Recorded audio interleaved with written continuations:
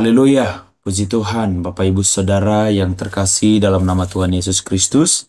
Saya bersyukur kita boleh kembali mendengarkan renungan firman Tuhan lewat program Renungan Pagi yang ada di gereja kita. Bapak Ibu Saudara, sebelum kita memulaikan aktivitas kita, mari sama-sama kita dengarkan firman Tuhan. Sebelum kita mendengarkan firman Tuhan, mari sama-sama kita berdoa terlebih dahulu kepada Tuhan. Mari tundukkan kepala, kita berdoa.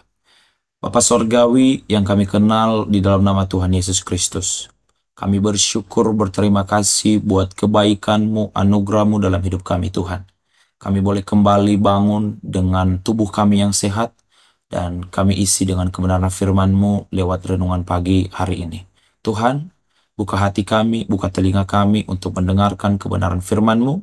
Kami siap mendengarkan firman-Mu, pakai hamba-Mu, pakai bibir lidah hamba-Mu. Di dalam nama Tuhan Yesus Kristus, haleluya, amin. Saya percaya di pagi hari yang baru ini, kita semua yang ada di tempat ini, dimanapun kita berada, Tuhan pasti menolong kita semua dan memberikan kita kekuatan. Bapak Ibu Saudara, mari sama-sama kita buka Alkitab kita di dalam Yohanes, pasalnya yang ke-14, ayatnya yang ke-26. Yohanes pasal 14, ayatnya yang ke-26 berkata begini. Dengan judul perikop, Yesus menjanjikan penghibur. Tetapi penghibur yaitu Roh Kudus, yang akan diutus oleh Bapa dalam namaku, dialah yang akan mengajarkan segala sesuatu kepadamu dan akan mengingatkan kamu akan semua yang telah kukatakan kepadamu. Pada kesempatan ini, tema yang diberikan kepada saya yaitu berbicara tentang Sang Penghibur dan Pembimbing. Sang Penghibur dan Pembimbing. Saudara yang terkasih, Roh Kudus adalah penghibur dan pembimbing kita. Kita percaya tentang Allah Trinity, ada Allah Bapa, ada Allah Anak, dan Allah Roh Kudus. Itu adalah pribadi Allah, tetapi mereka tetap satu. Bapak Ibu Saudara yang terkasih dalam nama Tuhan, salah satu daripada pribadi Allah itu yaitu berbicara tentang Roh Kudus. Roh Kudus itu, saya katakan tadi, yaitu pembimbing kita. Roh Kudus itu penghibur kita. Roh Kudus ini adalah penghibur yang memberikan keamanan dan ketenangan bagi kita semua. Roh Kudus bisa menenangkan hati kita ketika kita misal dalam keadaan berduka. Dia bisa menghibur kita. Dia bisa menasehati kita. Dia bisa mengarahkan kita, bahkan memberikan kita sebuah pengharapan yang luar biasa dalam Tuhan. Nah, Roh Kudus juga bisa menjadi guru yang mengarahkan kita.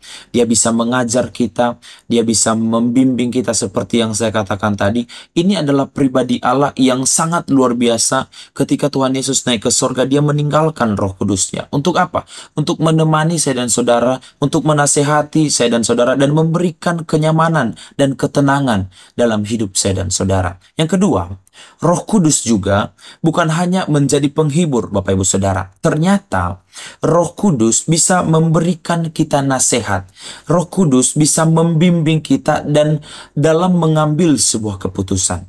Itu yang menjadi tugas Roh Kudus. Ini yang luar biasanya. Pribadi Allah ini adalah pribadi yang bisa membimbing kita. Diibaratkan seperti seorang gembala yang mengarahkan domba-dombanya ke jalan yang baik, ke jalan yang benar, sehingga mereka tidak melenceng ke kanan dan ke kiri.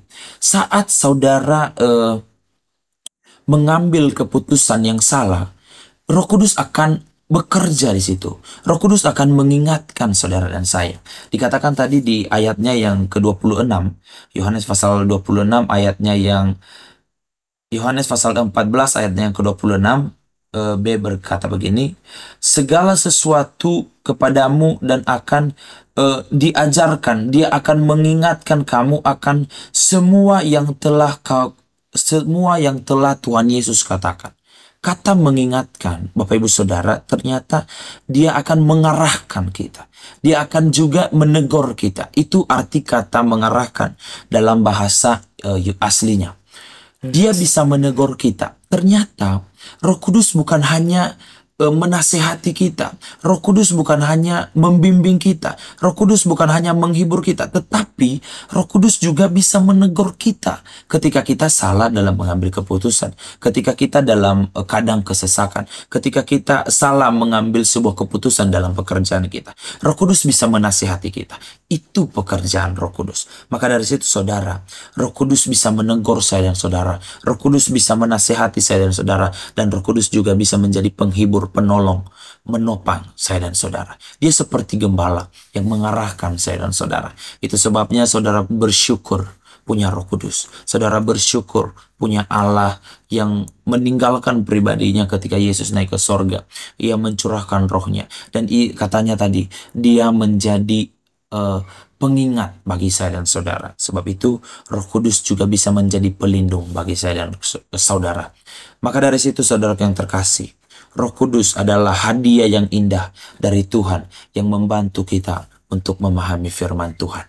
Di hari-hari ini, beberapa hari kemudian ke depan, gereja kita sedang mengadakan doa 10 malam. Saudara yang terkasih, datang, rindukan Roh Kudus.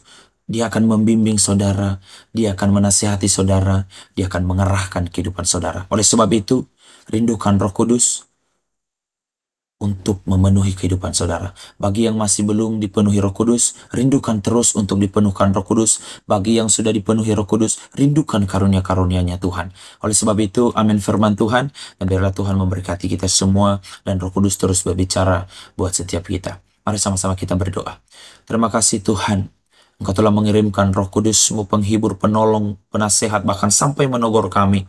Terima kasih buat kebenaran firman-Mu. Terima kasih buat sukacita yang daripada Tuhan. Kami terima firman-Mu, dan pada hari ini kami serahkan segala sesuatunya, aktivitas kami, ke dalam tangan Tuhan. Terima kasih Yesus. Ini menjadi doa kami di dalam nama Tuhan Yesus Kristus. Haleluya. Amin. Puji nama Tuhan, Bapak Ibu Saudara. Tuhan Yesus memberkati. Tetap semangat. Semangat pagi. Haleluya.